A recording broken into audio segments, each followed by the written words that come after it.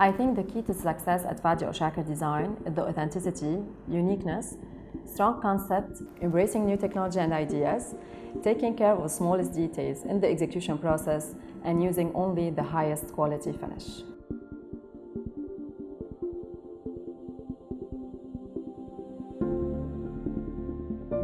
Fadia or Chaker Design started in 2009 as a company providing interior design services.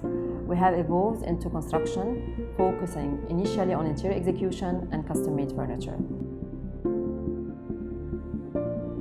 Our main company is in Beirut, and we have another branch office in Larnaca, Cyprus, and soon in Dubai.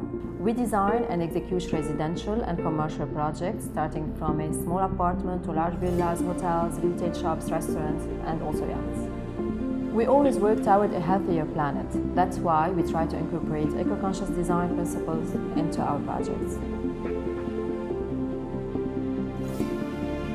I'm very proud of the team we've managed to build up at FOC Design.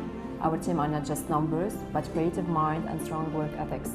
We've succeeded to build a spirit of collaboration between all the team members, designers, architects, contractors, and make sure that we provide the best services for our customers.